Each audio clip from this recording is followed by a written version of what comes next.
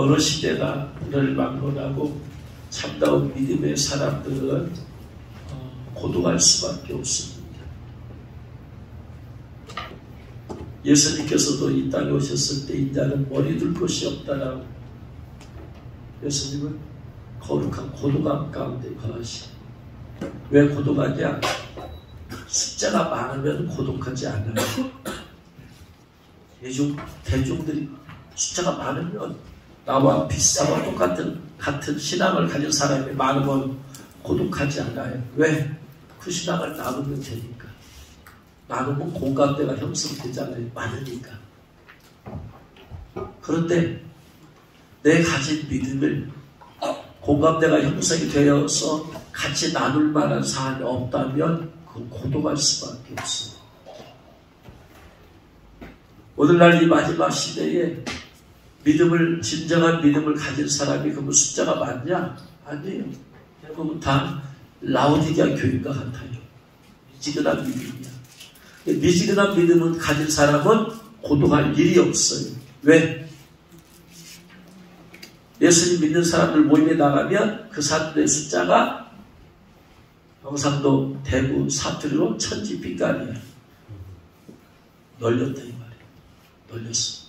널리니까 세속적인 믿음을 가진 사람, 한 달에는 하나님께 걸치고 한 달에는 세상에 걸친 사람, 그런 사람 다 대화가 통해. 그런데 온전히 주님만 바라보는 사람이 찾아보기 어려워. 정말로 주님 오심을 깨어 준비하면서 내가 신부로 내가 거룩하고 정결하게 살아야 되겠다, 이런 사람을 찾기가 어려워요. 어려우니까 그런 사람, 일반 사람들하고 대화가 돼야 안 돼요. 대화가 안 돼. 일반적인 신앙생활을 하는 사람은 대화가 안 돼. 왜냐? 추구하는 것 자체가 다르기 때문에. 언제나 믿음을 가지고 주님의 신부가 되길 원하는 사람은 오직 하나님만 바라보자. 근데 세속적인 크리스찬은 하나님도 바라보지만 세상도 바라보거든. 온전히 따르지 않거든. 그러니까 온전히 따르는 사람은, 그런 사람들은 부담스러워요. 부담스러워요.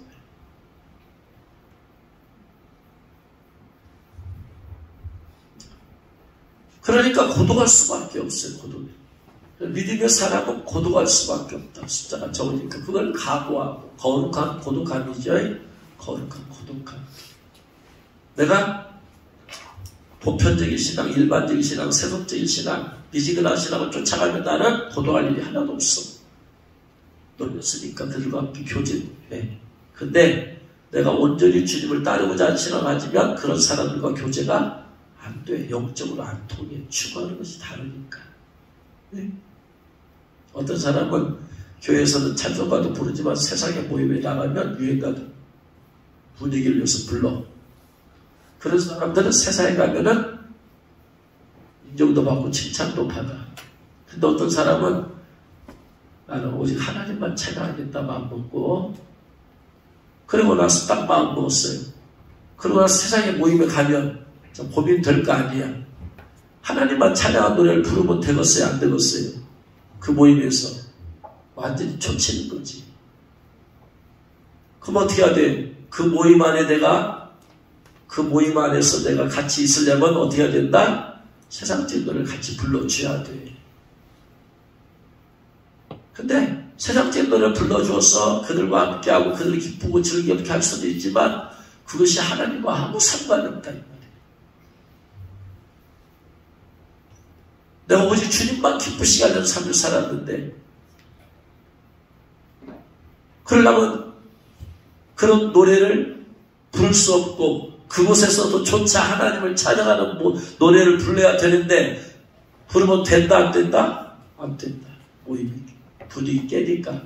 그러니까 어떻게 해? 나는 그런 모임에 자동적으로 안 갈 수밖에 없어.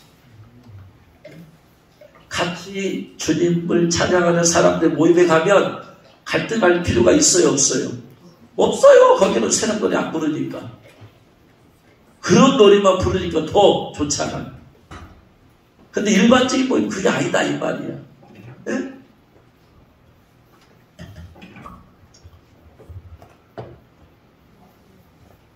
지금은 안 나가지만 오전에 일주일에 2번씩 이렇게 목사님들 모임에 제가 새벽에 나갔을 때 하룻밤 저쪽에 하룻밤 뭘 하나 빌려가지고 목사님 빌려줘가지고 거기서 목사 여럿이 이제 MT 비슷하게 갔어요. 그래가지고 밥도 먹고 이제 저녁 시간에 뭐 하느냐 노래를 부르는데 거기서 나온 목사님들이 거기서 이제 다 분위기도 좋고 이제 다 좋은데 거기서 부르는 노래 거기서 일부는 찬송가를 부르지만 이분이 이제 개인 노래를 부르는데 다 이제 다 한 가닥씩 했잖아. 예수 목사 되기 전에. 그러니까 다 이 노래 저 노래를 막 부르다 이 말이에요. 근데 나는 별로 부르고 싶지 않아. 근데 나 뭐 자꾸 나 그래서 나 목이 완전히 나 자기가 묻었다. 즉 분위기가 지금 흐름이 7080 노래를 부르고 있는데 내가 느닷없이 떠서 주님을 찾아온 소리 해봐. 저거 판구사 저거 그냥 저 어찌 눈치도 없고 저 뭐냐. 그럴 거 아니야. 그러니까 그 분위기에 맞춰주려면 저도 옛날에 불렀던 그런 것을 불러줘야 되는데 부르고 싶지가 않거든.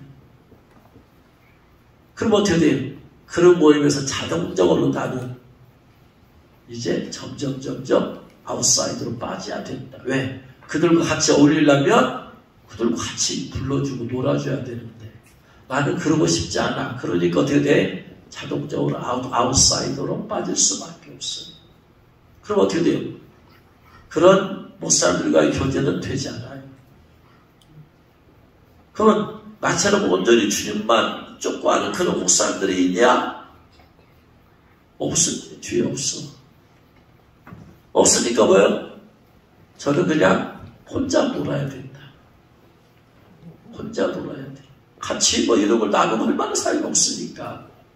그래서 동일한 비전을 가진 사람들과의 공동체를 이룬다는 것은 대단한 축복이에요. 할렐루야. 그러니까 여러분들은 세상에 나가면 고독할 수밖에 없어. 물론 이제 여기서는 이제 거룩한 처보나 세상에 나가면 또 그냥 으쌰으쌰 막 같이 어울리라고 모르겠어요. 잘 모르겠는데 온전히 주님의 신부된 삶을 살고 거룩함을 쫓길 원한다면은 거기에 속한 것이 되질 않아요. 안 돼. 그래서 어쩔 수 없이 고독해질 수밖에 없는 거예요. 그래서 그들의 숫자가 또 극히 적기 때문에 그래서 구약시대를 보나 신약시대를 보나 이 믿음의 사람들 히브리서 11장은 믿음의 이긴 자들이 나오는 명단이잖아요.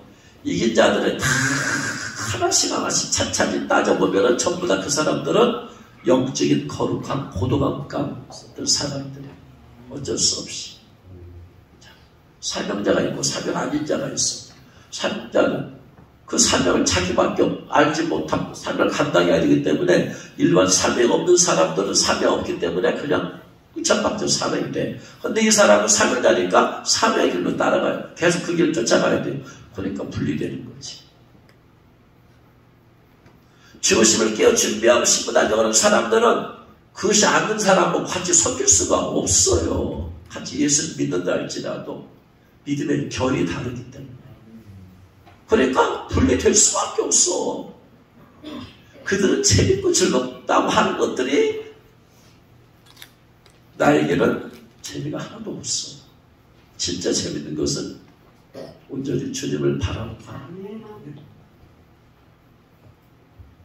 그래서 주님의 신부됨을 바라고 중보대 신부가 되길 원하는 사람들은 그러한 것을 당연하다라는 것이 특별한 것이 아니고 당연히 거룩한 고독감이 있다라는 거예요. 오늘 읽은 말씀 가운데 지금 노아에 관한 얘기잖아요. 노아의 구약의 이긴 자 노아 얘기를 하고 있잖아요. 노아는 아직 보이지 않는 일에 경고하심을 받았어. 수많은 세상의 모든 사람들 가운데 보이지 않는 일에 홍수에 대한 경고를 받은 사람은 노아 한 사람밖에 없어. 그러니까 노아는 그걸 받은 순간에 그는 자체 그를 좀 고독해지는 거예요. 고독할 수밖에 없어요. 그런 사람이 많으면 고독할 필요가 없어요. 홍수에 대한 것을 많이 받았으면 고독할 필요가 없어. 다시 같이 나누면 되니까. 근데 딱 혼자밖에 없어. 그러니까 가장 고독한 거예요. 혼자라는 것은. 둘이 있으면 2분 1시간 나눠지겠지. 그러니까 노아는 그 믿음의 사람 노아는 그 고독함을 간직하는 사람. 마찬가지. 에녹이 하나님과 동행하면서 들림받았다. 그 시대에 하나님과 동행하면서 살면서 들림받은 사람은 에녹 한 사람밖에 없어. 한 사람밖에. 두 사람도 아니고 한 사람밖에 없어. 그러면 그가 얼마나 고독한 삶을 살았는가. 인간적으로. 하나님과 동행하니까 하나님의 주시는 위로와 함께 하심에 대한 것은 있겠지만 그건 영의 문제죠. 영. 에녹이가 영으로만 존재한 게 아니잖아. 육도 있고 혼도 있고 있으니까 육체와 혼으로는 고독할 수가 있어요. 마음이 고독할 수가 있어요. 그런데 그 고독함을 극복하고 얼마 동안 하나님과 동행했어요? 300년 동안이나 많이 그렇지 30년도 아니고 300년 동안이나 하나님과 동행할 수 있었던 것은 이 사람은 세상에서 단절된 사람, 단절된 사람.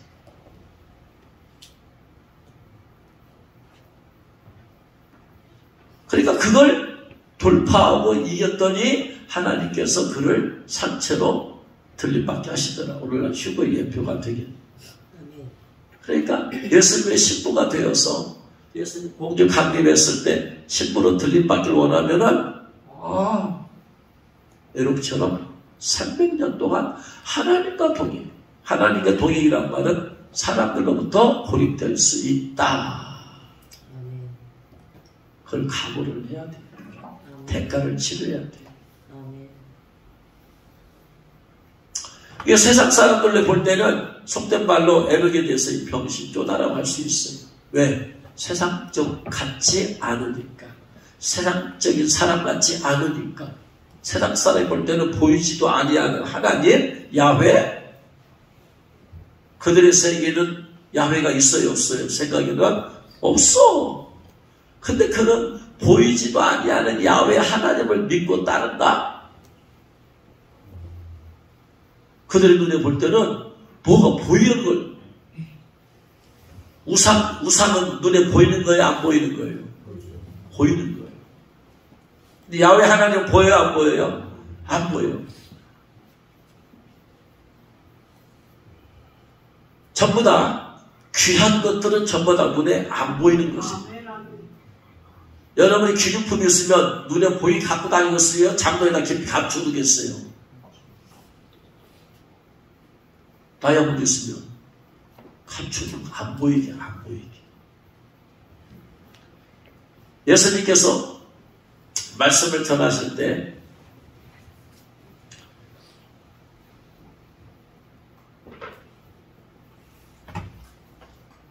환자가 왔어요. 그러면서 예수님께서 이제 질문을 하시잖아요. 뭐라고 질문하느냐? 그 사람이 네가 죄사함을 받았느냐 해놓고 나서 죄사함을 받게 하는 것과 이 사람을 고쳐가지고 상을 들게 가지고 가는 것, 이 둘 중에 어느 것이 쉽겠느냐? 어느 게 쉬워요? 예? 예수님을 뭘로 보고? 우리가 어떻게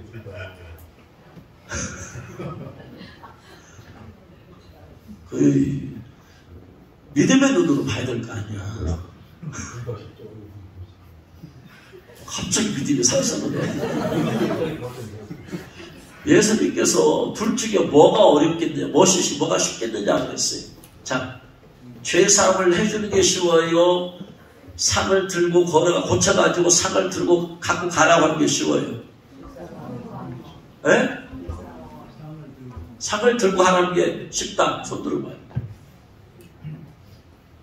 네 죄사함을 받았느니라 말하는 게 쉽다. 이것도 상당히 왜 그렇게 생각하냐 이 말이야. 쉬운 것은 눈에 보이는 현상을 만들어내는 건 쉬워. 눈에 확인할 수 있어, 금방. 근데 눈에 보이지 않는 것을 만들어내는 것은 확인이 돼, 안 돼? 안 돼. 이게 어려운 거예요. 사람들은 대부분 쉬운 걸 쫓아가. 안수를 했더니 성령 받고 막 방언하니까 마술사 10원이 대단하다. 저거 안수했더니 방언 받고 막 방언하니까 그 능력 나 좀 달라. 그걸 쫓아가. 현상을 쫓아가. 진짜 믿음은 현상을 쫓아가는 게 아니야. 수많은 거짓 선지자가 거짓말로 기적을 만들고 이적을 만들고 하면서 사람을 이끌어내. 왜? 그게 쉽기 때문에 사람을 미혹하기 그게 쉬운 거야. 근데 진리는 쉬운 것이 아니야. 뭐가 옳으냐 그르냐는 영적으로 분별을 해야 될 거 아니야. 영적으로 분별하는 게 쉬워요, 어려워요? 어려워. 기사와 표적을 만드는 사람 쫓아가는 거 쉬워요, 어려워요? 쉬워요. 죄사함 받으니라 이게 어려운 거예요. 눈에 보이는 현상을 쫓아가는 사람은 항상 망해.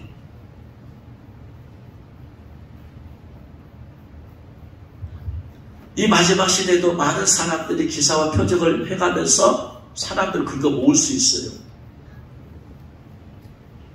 근데 그 사람을 정말 내가 따라가야 되냐 말해야 되냐, 따라야 되냐 말해야 되냐.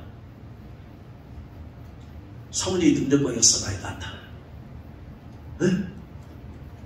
그럼 내가 그 사람을 따라가야 되냐 말해야 되냐. 자, 이 마지막 시대에 내가 저 사람을 따라가야 될 것이냐 말아야 될 것이냐 많은 역사들이 나타나는데 그 기준을 어떻게 잡을 거예요? 예수님은 기준을 행하고 있어요. 병든 자를 고치고 있어요. 많은 사람이 막 불 받았다고 하고 있어요. 자, 그럼 내가 그 사람을 따라가 되냐 말해야 될 것이냐, 내가 온통 그냥 내 자세를 던져서 따라가야 되냐 말해야 될 거냐 분별해야 될 거 아니야.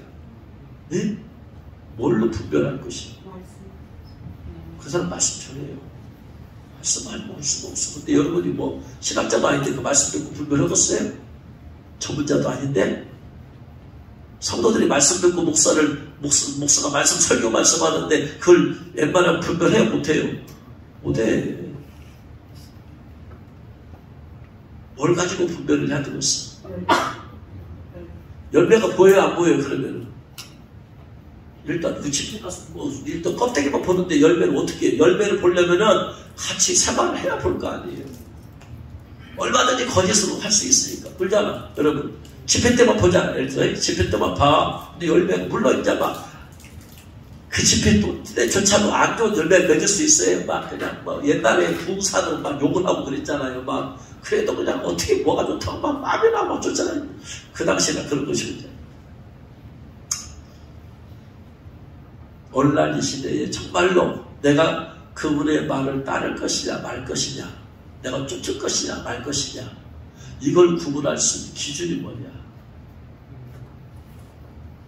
제가 누가 이 목사님이 좋다 저 목사님 좋다 해서 이렇게 설교를 이렇게 좀 보내주고 하면은 제가 봐요.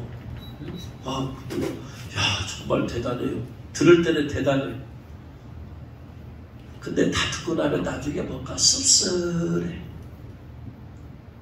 근데 그런 분들의 집회에 많은 사람이 모이고 있어. 근데 씁쓸해. 강력한 역사도 나타나고 많은 사람도 소문이 퍼져가지고 많이들 모여있고 함에도 불구하고 씁쓸한 이유. 지금 시대가 착하고 중성의 정은 때에 따라 양식을 먹여야 되는데 지금 때에 맞는, 이 시대에 맞는 양식을 먹여야 되잖아. 응? 이 시대에 맞는 양식이 뭐예요? 가장 중요한 주제가 뭐예요? 뭐가 들어가야 돼요? 회개라는 것이 안 들어가면 좀 쫓으면 안 돼요. 마지막 시대 10번 동안 하려면 뭘 해야 돼요? 회개 운동을 해야 할 거 아니에요. 회개 없이 될 수 있는 게 있어요? 신부 될 수 있어요? 없어요. 임 받을 수 있어요? 없어요. 조심을 준비할 수 있어요? 없어요. 절대 없어. 아무리 기사와 표적을 행한다 할지라도 그의 입에서 회개하게 하는 메시지가 안 터나오면 자기를 따르게 할 수는 있지만 이 사람을 준비를 시킨 것은 못 시키겠어. 조심에 대해서 못 시켜. 성령 받기도 할 수 있어요. 은혜 받기도 할 수도 있어. 그러나 때가 때인데 지금 회개 운동을 해야 될 거 아니야. 신부단장 운동은 무슨 운동이에요? 회개. 성령 운동은 뭐 운동이에요? 회개. 회개가 뒷받침되지 않은 신부단장은 있을 수가 없고 회개 없는 성령 받은 것은 있을 수가 없어요. 받았다 할지라도 금방 소멸돼버려. 왜? 성령이 제일 싫어하는 게 뭔데? 죄인데. 어느 누가 와서 기사와 표적을 통해서 이렇게 보여준다 할지라도 예수 믿음 보여준다 할지라도 병들다 그냥서 막 고침받고 난다 예언을 막 한다고 할지라도 정말로 분별을 하면 회개의 메시지가 터져나와요. 그런 사람은 자기 자신이 준비하고 있는 사람이에요.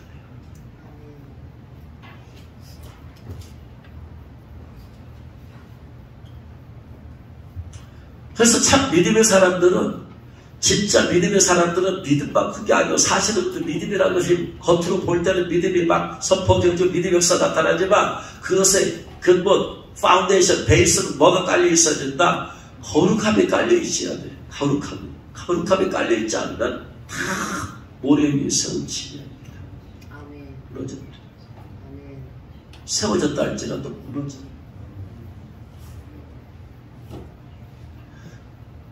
다시 말해서 믿음의 사람이 아무리 세워졌다 할지라도 그가 무너지는 것은 범죄하게 되어지고 거룩함을 잃어버리면 그는 무너져버리고 버림받게 되어져버리는 거예요. 사울 아파요. 그렇게 하나님께 이스라엘 초대왕으로 세움을 받았지만 어떻게 됐다? 거룩함을 잃어버리니까 하나님께 버림받아버려요.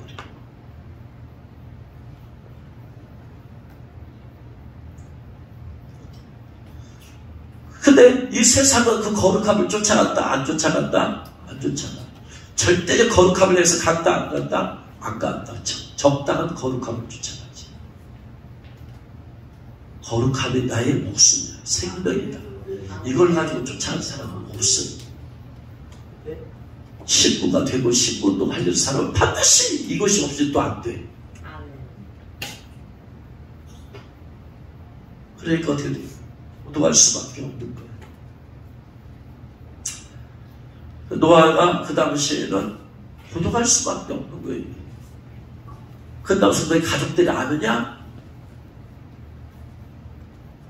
믿음이 있으면 믿음으로 하는 얘기를 받아들이긴 하겠지만 노아가 하는 것만큼 알지는 못하지.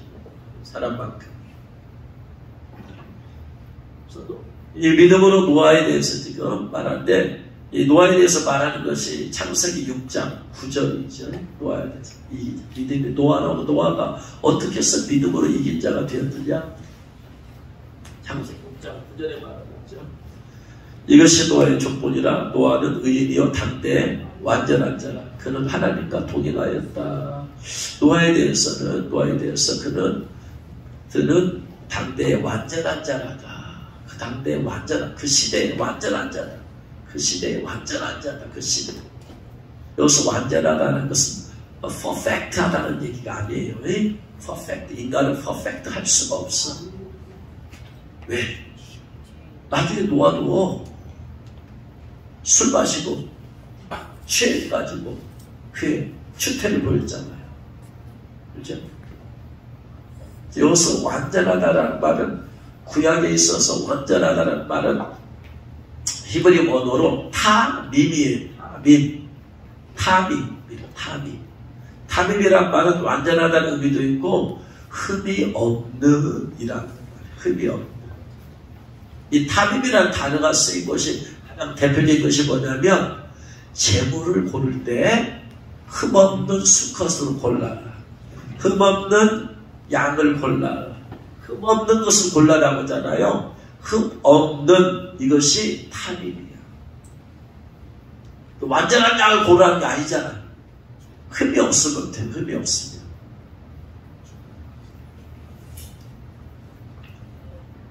출애굽할 때 어린 양을 잡으라고 했잖아요.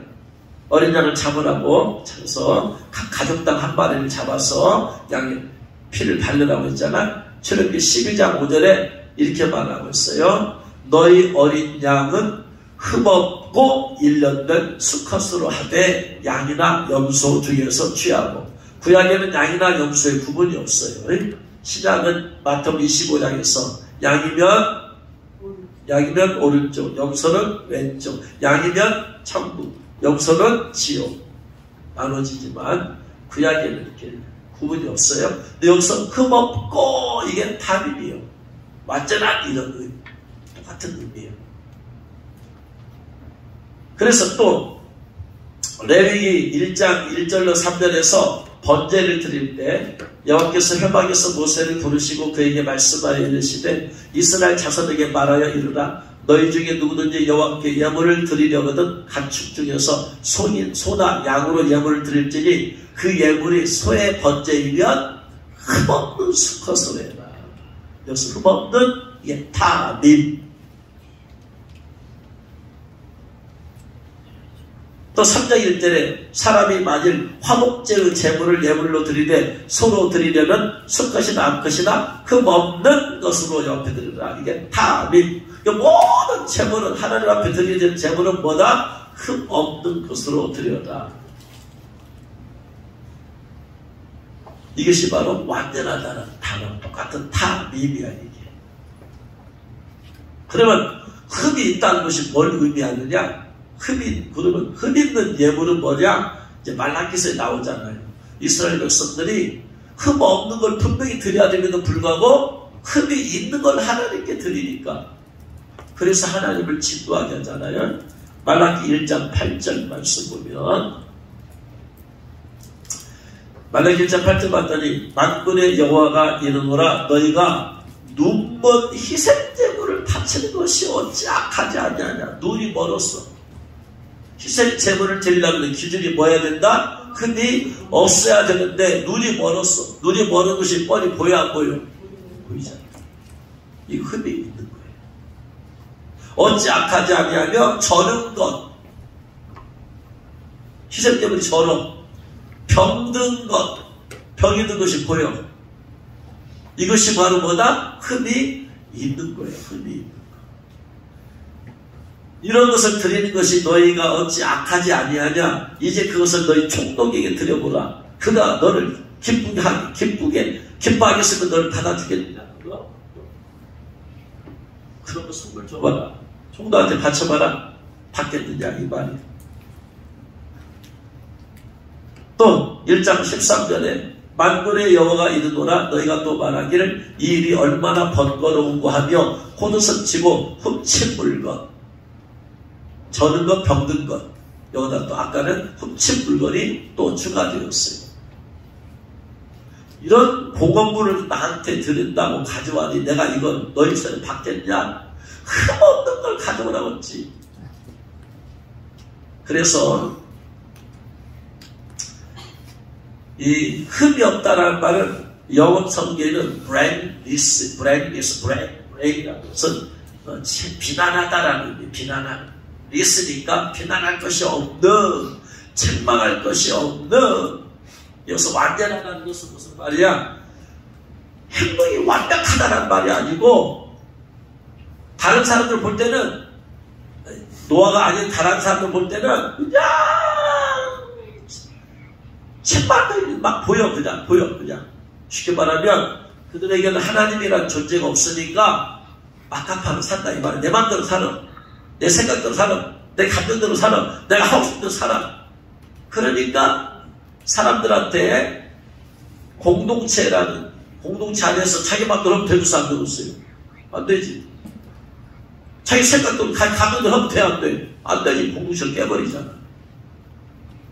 그런데 자기 마음대로 하니까 이것이 공동체 안에서 나는 다른 사람들에게 피해가 되잖아. 다른 사람들에게 피해를 끼치잖아. 그러니까 책망받을 만한 거잖아요.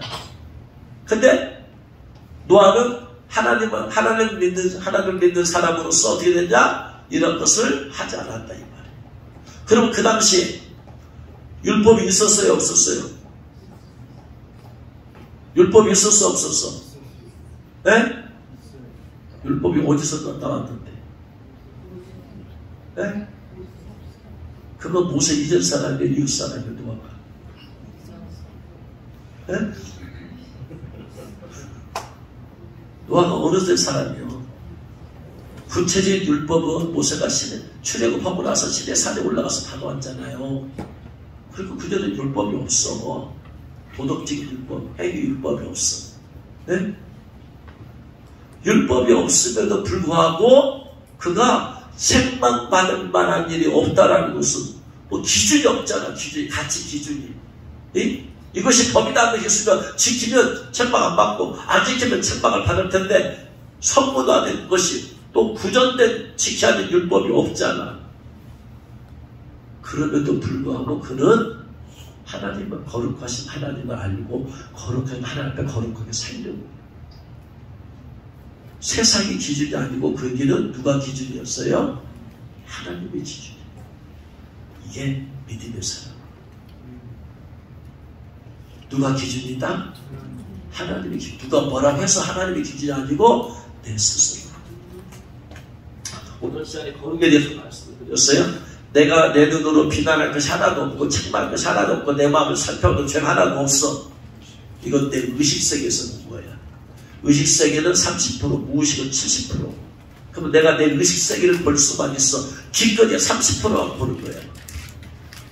아직도 내 70% 안에는 무의식 속에는 과거에 지었던 그리고 잊어버렸던 수많은 죄악들이 들어있어. 그래서 내가 내 자신을 볼 때 책망할 것이 하나도 없다 할지라도 내가 거룩의 단계에 도달해 있는 건 아니다. 내 자신 자체가 죄인이기 때문에. 두 번째, 내가 다른 사람들과 나를 비교해봐. 그랬을 때 다른 사람과 비교해봤을 때 내가 책망받을 게 없어. 저 사람 그렇게 막 행동하는데 나는 그런 것이 없고 그러니까 책망받을 게 없어. 그렇다고 해서 내가 거룩하냐? 그것도 아니다. 왜? 다른 사람들이 기준이 될 수가 없어. 다른 사람들이 전능하신 하나님의 거룩하심이 있느냐? 그러면 그와 비교해보면 내가 거룩함이 있을 수 있지. 그들이 전능한 거룩한 하나님이라면. 근데 저 사람들은 또 누구다? 죄인이요, 죄인. 죄인과 비교해서 내가 좀 나아봤자 내가 거룩하다고 할 수 있어요? 없어요. 그래서 이 거룩함은 항상 하나님 자신이 기준이 돼야 돼요. 완전히 거룩하신 하나님 관점에서 나를 봐야 돼. 그러고 나면 뭐야, 내가 나를 볼 때 책망할 것이 없고 다른 사람의 해낼 거 하나도 없고 죄진 하나도 없어도 전능하신 하나님의 관점에서 나를 보면은 나는 고칠 것이 수도 없이 많아. 못될 것이 수도 없이 많아. 펴달릴 것이 아직도 많아. 이게 믿음의 사람. 믿음의 사람은 항상 기준을 사회적인 기준이 되지 않아. 내 자신 기준도 되지 않고 다른 사람 기준도 되지 않고 하나님의 기준이 되는 거예요. 근데 하나님 보인다 안 보인다? 안 보여. 이게 어려운 거야. 보이지 아니하는 거야. 보이지 아니하는 걸 우리는 좀 추구하는 거예요. 하나님의 일 받은 거 보여 안 보여? 신부 예복 입은 보여 안 보여? 안 보이는 걸 좀 쫓아가는 거야. 이게 진짜예요. 안 보이는 것이 귀한 것이죠.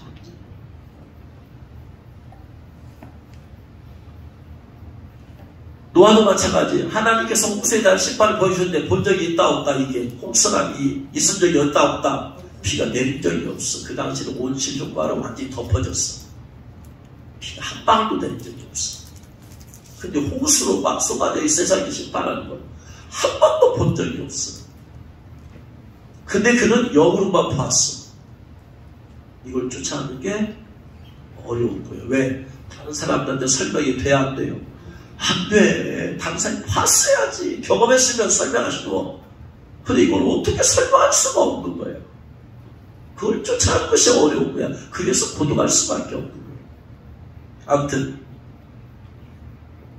노아가 그런 하나님 보시기에 그렇게 비난할 만한 것이 없다. 이것은 하나님 자신을 기준으로 삼아서 했기 때문에 그런. 예를 들어서 하나님께서는 아브라함에게도 말씀하셨어요. 창세기 17장 1절에 보면 창세기 17장 1절에 보면 아브라함이 99세 때 여호와께서 아브라함에 나타나서 그에게 이르시되 나는 전능한 하나님이라 너는 내 앞에서 행하여 완전하라. 그래서 이 완전하라가 탈일이야. 너 내 앞에서 완전히 살아. 그 얘기 아니야. 너 책망받을 만한 것이 없게 좀 살아라. 그럼 왜 지금 이때 이 말을 말씀하시느냐? 아브라함이 75세에 가나안 땅에 들어갔잖아요. 그리고 나서 이제 아들이 없잖아. 하나님이 그래서 내 종의 아들을 내 종의 내 후손이 될 것입니까? 근데 하나님께서 아니다. 내가 내게 자손을 줄 것이다. 말씀하셨어요. 그리고 나서 75세에 그런 일이 있고 나서 이 계속해서 10년, 20년 흐르는데 아무 사인이 없어. 하나님의 약속이 20년이 지나도 사인이 없어. 그러니까 조급해지는 거예요. 의심이 되는 거예요.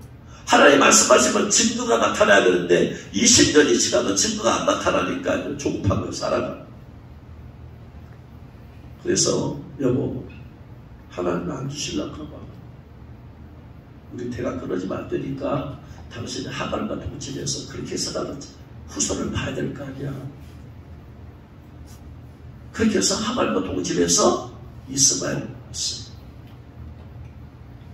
근데 이스마엘은 언약의 백성이 아니고 육으로 참지 못하고 육적으로 나온 자식이다. 육적으로 나온 자식은 언약의 백성이 아니기 때문에 하나님의 언약 안에 들어갈 수가 없잖아요. 그렇게 해서 이스마엘을 낳았어요. 그리고 나서 99세 때 하나님께서 아브라함에 나타나서 너는 내 앞에서 행하여 완전하라. 너 내 앞에서 비난받을 만한 짓을 하지 말고 살아야 되는데 너 지금 이스마엘 낳은 거 나한테 비난받을 짓이다. 너 왜 내 약속을 안 믿냐? 내가 아들을 준다고 했으면 그걸 끝까지 믿고 인내해야지. 왜 참지 못하고 상황과 환경을 보고 왜 하갈과 동침해서 이스마엘을 낳았느냐? 그 말씀.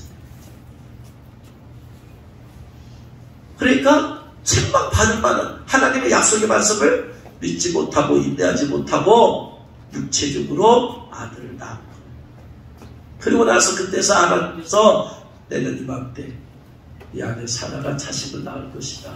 이삭을 낳을 것이다 말씀하십니다. 그러니까 하나님께서 우리에게 기본적으로 원하시는 것은 뭐다? 블랙리스, 책망받을 만한 것이 없게 해라. 그런데 우리는 오늘날 이 시대를 사는 우리는 더 어려워 이게. 왜? 이미 말씀이 이렇게 많아버려. 그 당시에는 선물화된 말씀이 없었잖아.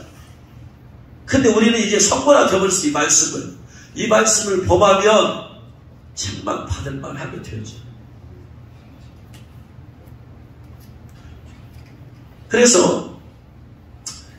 그런데 그렇지만 우리가 주님의 신부가 되길 원하고 주님의 오심을 깨어 준비하길 원한다면 우리는 노아처럼 그렇게 타민, 비난받을 만한 것이 없게 살아야 된다. 근데 이 타민이라는 것은 내가 언제든지 깨어질 수가 있는 거예요. 한동안은 타민하다가 그것이 깨질 수가, 무너질 수가 있어요. 알다시피 노아는 술 먹고 취했잖아요. 그래가지고 뭐냐, 그 추태를 부리니까 가나안이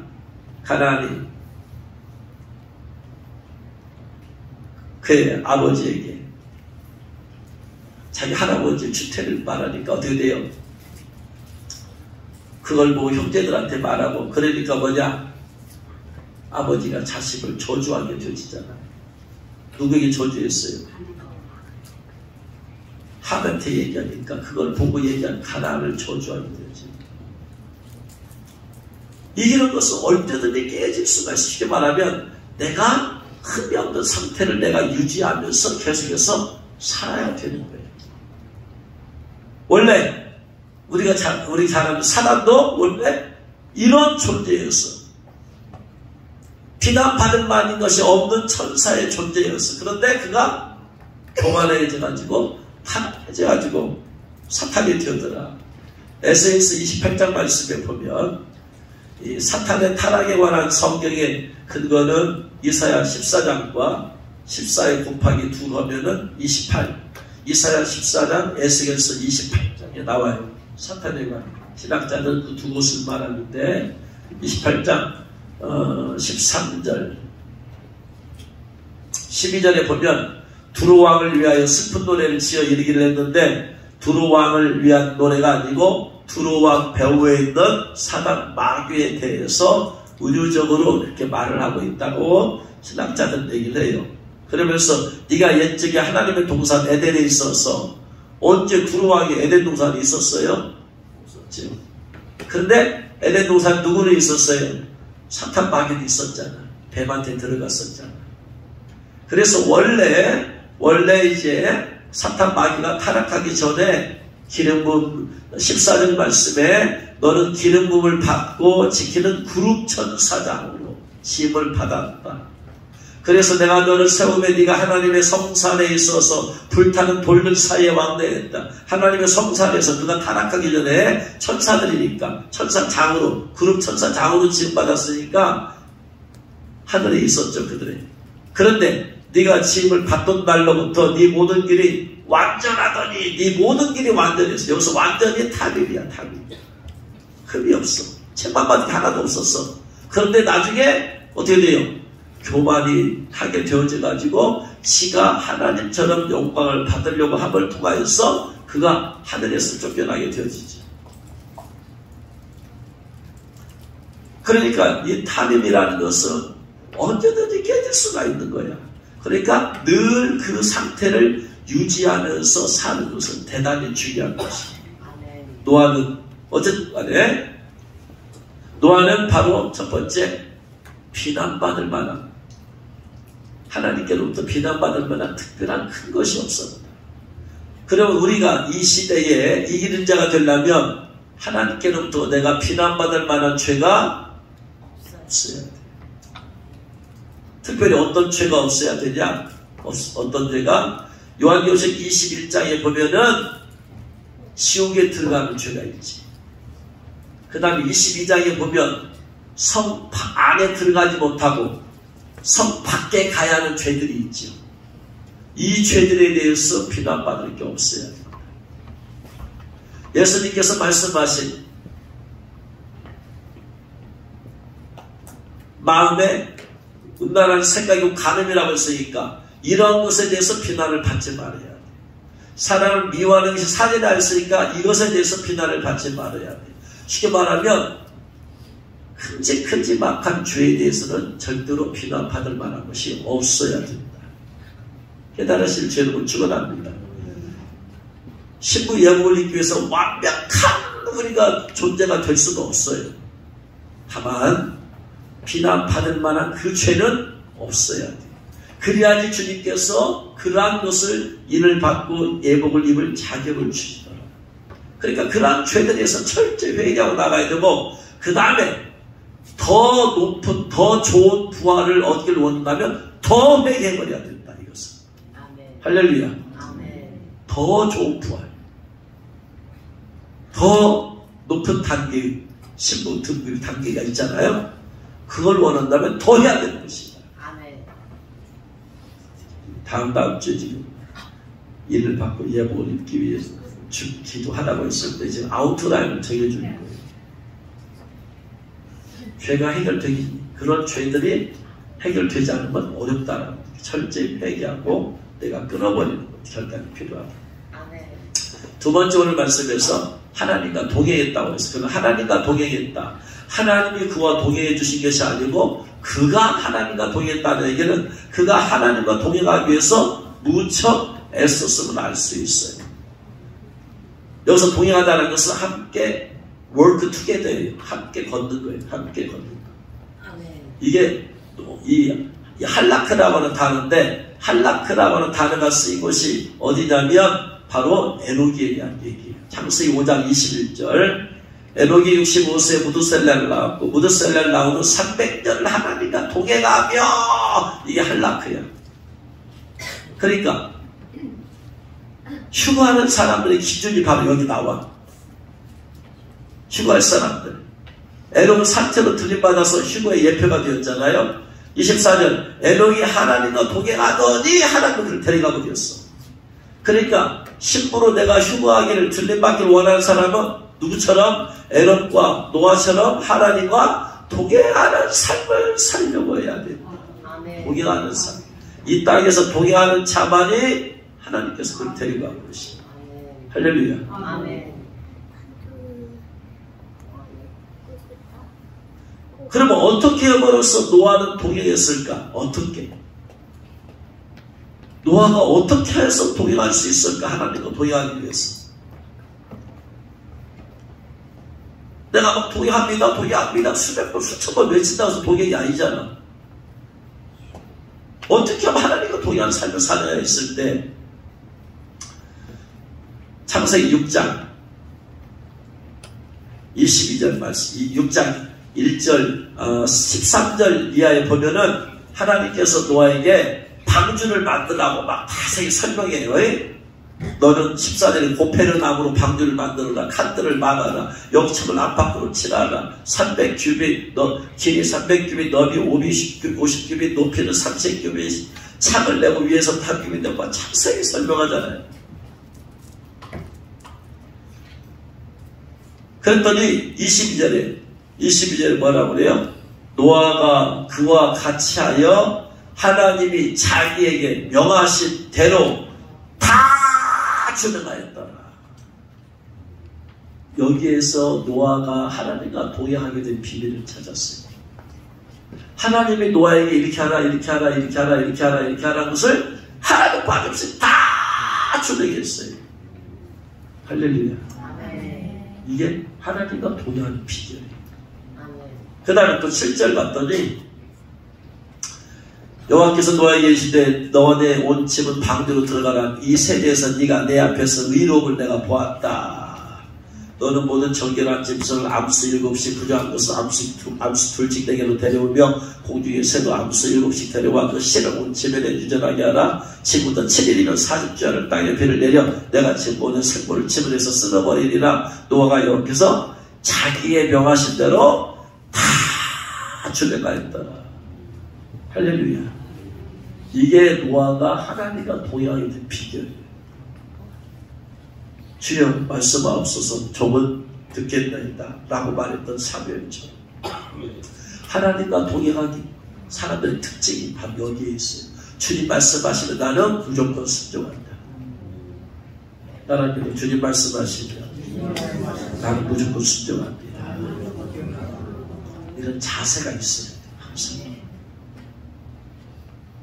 주님 말씀하옵소서. 저는 주님 말씀하시면 무조건 순종. 그 주님께서 그 마음을 보시고 말씀하실 거 아니야.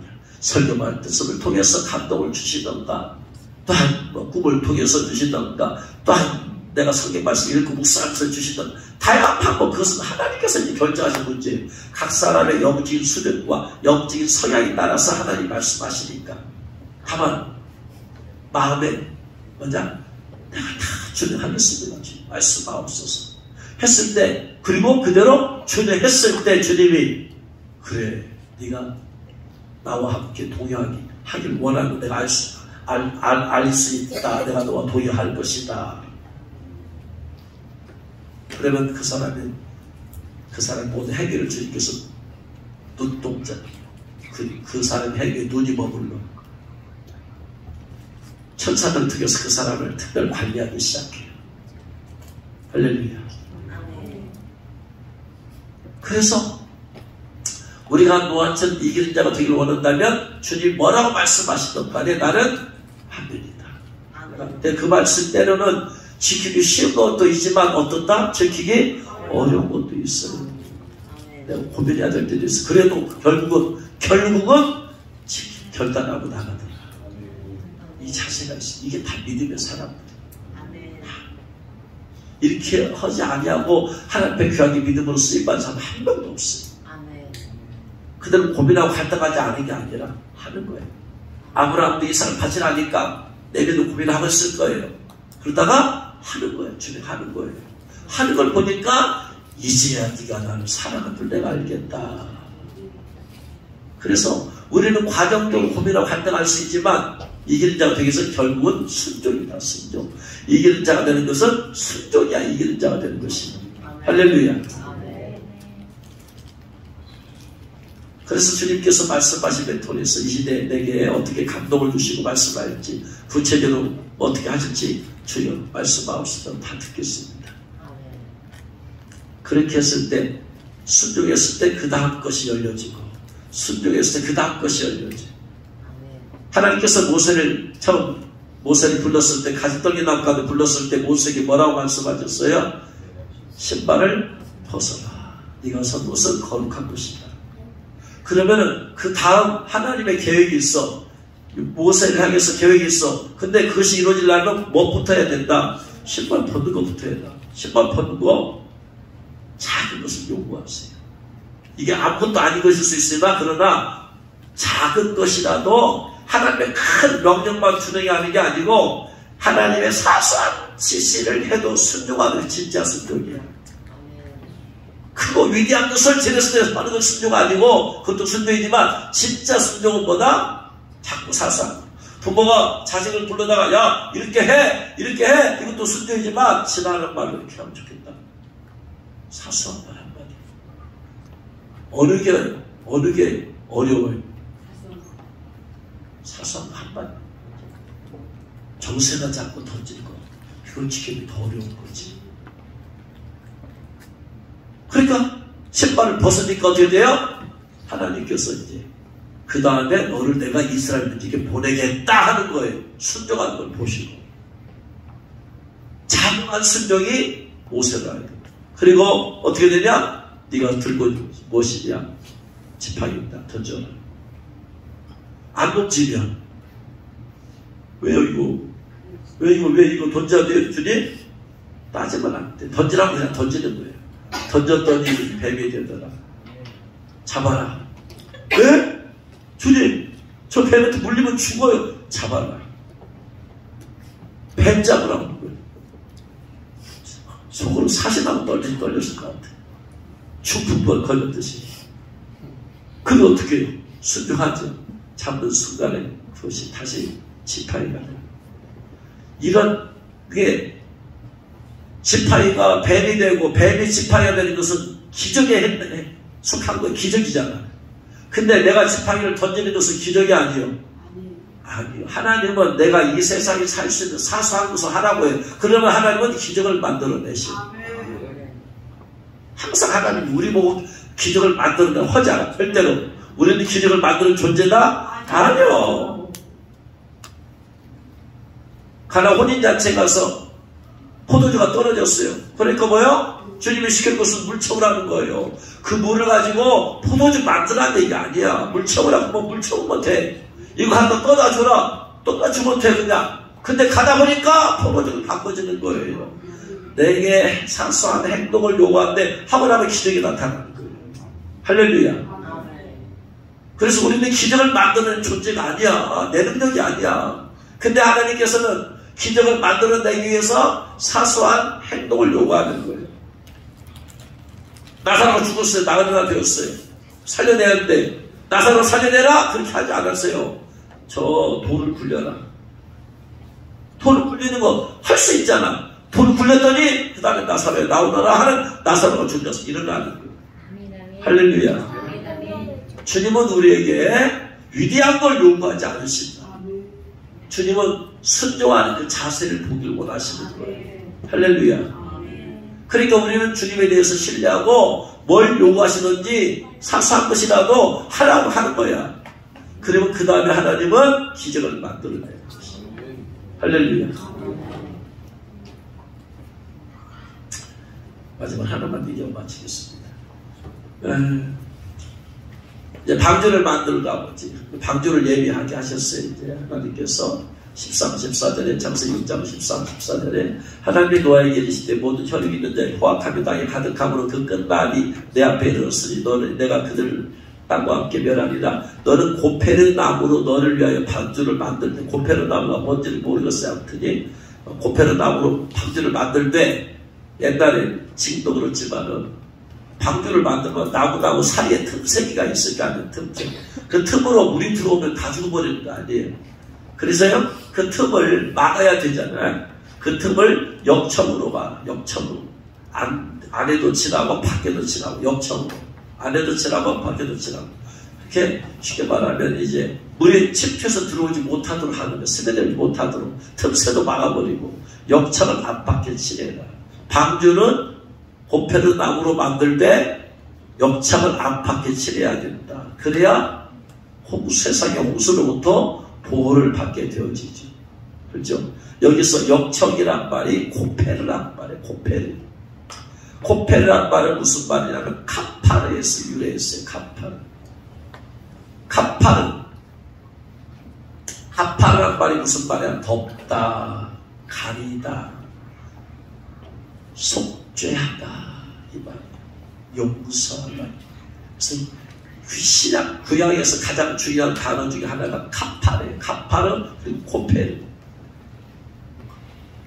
이 카파르 단어가 쓰인 곳이 어디냐면 이사야 6장에서 우시아와 휴도네에 이사야 선지자가 하나님의 임재와 영광 가운데 들어가잖아요. 들어갔을 때 이제 자기가 입술 내에 범죄했음을 깨닫게 되잖아. 그러면서 내가 바로가 나여 망하게 되었도다. 나는 입술이 부정한 사람이요 나는 입술이 부정한 백성 중에 거주하면서 만군의 여호와이신 왕을 배웠으므로도 하였더라. 그때 사람 중에 하나가 부정가라고 제단에서 집은 바 핀 숯을 손에 가지고 내게 날아와서 내 입술에 대며 이르되 보라 이것이 내 입에 닿았을 내 악이 자해졌고 네 죄가 사하여졌더니라. 네 죄가 사하여졌다. 사하였다. 용서됐다 이 말이야. 용서되었다. 사하여졌다. 이게 카파르예요. 여기서 단어가 고페르. 그래서 속죄하다 이 말이에요. 속죄하다. 그런데 우리는 어떻게 해서 속죄를 받아요? 찬송가 257장에 있잖아요. 마음에 가득한 의심을 깨치고 그러면서 속죄함 주 예수 내 죄를 속했네. 뭐가 우리의 죄를 속해요? 예수의 피가. 그렇죠? 베드로전서 1장 18, 19절에 너희가 알거니와 우리 조상이 물려준 헛된 행실에서 구속함을 받은 것은 의나 금이나 없어질 것으로 된 것이 아니요 오직 흠없고 점없는 어린 양 같은 그리스도의 보배로운 피로 속죄 안 받은 것이다 라고 말하고 있잖아. 피로 속죄 안 받았다고 그 신약에서 말하고 있는데 구약에서는 뭐로 속죄 안 받았다고 그래요? 이 역청으로 속죄 안 받았다. 그러므로 이 역청은 무엇을 상징해요? 예수님의 피를 상징합니다. 피를 상징합니다. 방주라는 것이 교회를 상징하는 이유는 교회는 예수의 피가 흐르는 것이 예수 피값을 주시고 사신 것이 할렐루야. 그러니까 이 교회라는 것이 안에도 피를 칠해야 돼서 교회 안에도 거룩하게 해야 돼요. 교회 밖에는 예수의 피로 칠해야 돼요. 그래서 어둠의 영들이 여러분을 침투하지 못하도록.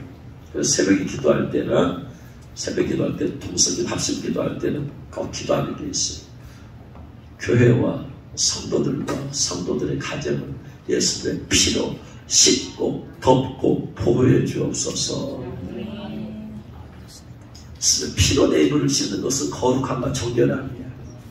밖을 덮는 것은 어둠의 피를 통과하지 못하니까 어둠의 마귀가 여러분을 공격해 퇴치하지 못하도록 가정을 침투하지 못하도록 교회를 침투하지 못하도록 피로 덮고 보호해 줍니다. 이것이 저와 여러분의 매일 기도가 되어야 돼요. 주님 예수의 피로 죄를 깨끗하게 씻어주시옵시고 피로 덮어주셔서 마귀의 공격으로부터 보호하여 주옵소서. 마귀는 우리를 어떻게 시험 빠지게 하고 넘어갈지 몰라. 하나님이 지켜주셔야만 돼. 하나님이 지키는데 우리는 어떻게 기도를 해야 돼요? 기도. 예수님의 보혈로 나를 씻고 그래서 거룩하게 정결해 하시고 덮고 보호하여 주옵소서. 이 마지막 때 우리가 보혈로 이기려면 예수의 피로 회개하고 씻어내야 된다. 거룩함과 정결함을 이기는 자가 되어지고 예수의 보혈로 덮고 보호받아서 보혈의 권세와 능력으로 마귀의 공격을 막아내고 이기는 자가 되어질 줄 믿습니다.